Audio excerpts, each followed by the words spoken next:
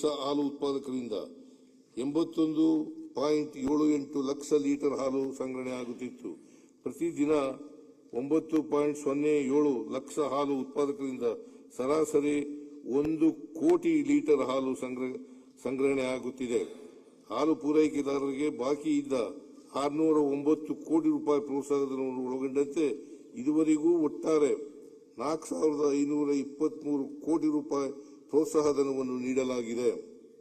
ಅನುಗ್ರಹ ಯೋಜನೆಯಡಿ ಕುರಿ, ಮೇಕೆಗಳ ಮತ್ತು ರಾಸುಗಳ ಆಕಸ್ಮಿಕ ಸಾವಿಗೆ ನೀಡುವ ಪರಿಹಾರ ಧನವನ್ನು ಹೆಚ್ಚಿಸಿ ಇದುವರೆಗೂ 1.7 ಲಕ್ಷ ಫಲಾನುಭವಿಗಳಿಗೆ 1,70,000 ಫಲಾನುಭವಿಗಳಿಗೆ 101 ಕೋಟಿ ರೂಪಾಯಿ ವಿತರಿಸಲಾಗಿದೆ.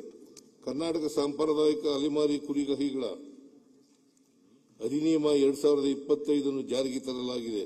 ಇಲ್ಲಿಯವರೆಗೆ 6,702 ಕುರಿಗಾಹಿಗಳಿಗೆ ಗುರುತಿನ ಚೀಟಿಗಳನ್ನು ವಿತರಿಸಲಾಗಿದೆ.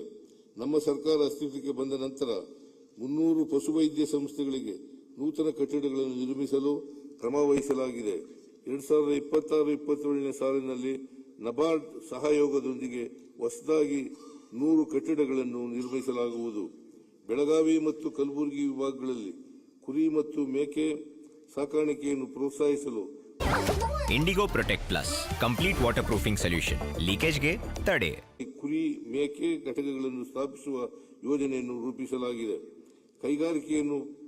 ಹೈನುಗಾರಿಕೆಯನ್ನು ಪ್ರೋತ್ಸಾಹಿಸಲು ಆಯ್ದ 10,000 ಫಲಾನುಭವಿಗಳಿಗೆ 20% ಸಹಾಯಧನದಲ್ಲಿ ಹಸು, ಎಮ್ಮೆ ಖರೀದಿಸಲು ಪ್ರೋತ್ಸಾಹಧನ ನೀಡಲಾಗುವುದು.